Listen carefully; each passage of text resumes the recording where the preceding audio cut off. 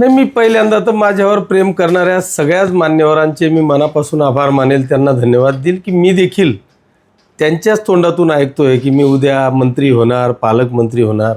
त्याच्यामुळे निश्चित मलाही आनंद होतो. त्यांच्या तोंडात साखर पडो एवढंच मी म्हणेल. पण वरती पण राज्यामध्ये जर विचार केला तर एकनाथ शिंदे साहेब असतील किंवा फडणवीस असतील यांच्यातही कुठंतरी वादविवाद असं चर्चा आहे आणि कुठेतरी भाकरी फिरवण्याचे प्रकार देखील शिंदे गटामध्ये पाहायला मिळत आहे. नाही, मला असं वाटतं की ते फडणवीस साहेब आणि शिंदे साहेबात असे काही वादविवाद आहेत असं मला वाटत नाही. त्यांचं अगदी सुरळीत चाललेलं आहे. मुख्यमंत्री माननीय देवेंद्रजी फडणवीस साहेब आणि दोघंही उपमुख्यमंत्री अतिशय समन्वयाने राज्य सरकारचं काम चाललेलं आहे. त्याच्यामुळे त्यांचे काही वाद आहेत असं जर आपलं म्हणणं असेल तर ते मला वाटतं चुकीचं आहे. असे कुठलेही वाद माझ्या तरी ऐकिवात नाही.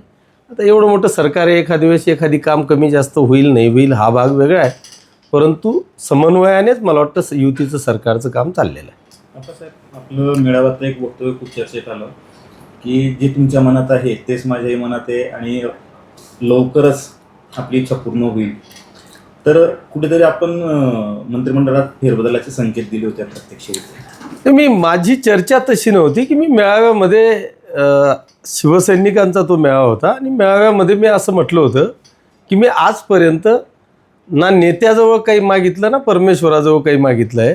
मला जेही मिळालं ते न मागता मिळालं.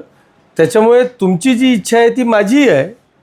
ती इच्छा देखील न मागताच पूर्ण होईल अशी माझी इच्छा मी व्यक्त केली. आता तुमच्या याच्यावर गुलाबराव पाटलांनी देखील म्हटलंय की बुवा मंत्रिपदाची इच्छा व्यक्त करणं हे प्रत्येकाला स्वतंत्र अधिकार आहे, परंतु याबाबतचा जो निर्णय तो शेवटी पक्षश्रेष्ठी घेत असतो. बरोबर आहे. कुठेतरी पक्षश्रेष्ठीमध्ये चर्चा चालली आहे का मात्र? नाही, निश्चितपणे गुलाबभाऊंनी जो काही विषय सांगितला ती वस्तुस्थिती आहे की जेही काही निर्णय घ्यायचा तो नेतेच घेतात आणि तो निर्णय मला वाटतं खालच्या सगळ्या सदस्यांना तो मान्य करायचा असतो. त्याच्यामुळे निश्चितपणे ज्या दिवशी नेते असा काही निर्णय घेतील त्या दिवशी भाऊ मान्य करतील असंच त्याच्यातला अर्थ निघतो. चर्चा चालली का? चर्चा तर चाललेली आहे. म्हणजे स्वतः शिंदेसाहेबच बोलले होते की म्हणजे आता ते कोणाबद्दल बोलले मला माहीत नाही, पण तुमच्याच माध्यमातून मी देखील ऐकलं की या मीडियाच्याच माध्यमातून की त्यांनी कार्यकर्त्यांची, मंत्र्यांची, आमदारांच्या बैठकीमध्ये किंवा अशा पद्धतीच्या चर्चा आपल्याला नेहमी ऐकायला मिळतात किंवा ज्याच्या काम करण्याची धमक ज्याच्यामध्ये नसेल किंवा काम कमी करेल किंवा पक्षाचं काम करणार नाही अशा मी भाकरी फिरवेल असं त्यांनी संकेत दिले होते. त्याच्यानुसार बाहेर चर्चा आहेत.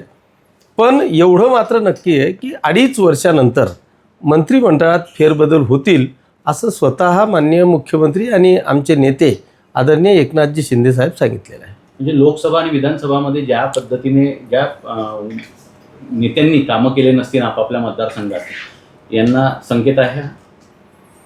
तो आता मी सांगू शकत नाही, ते शिंदेसाहेबच सांगू शकतील.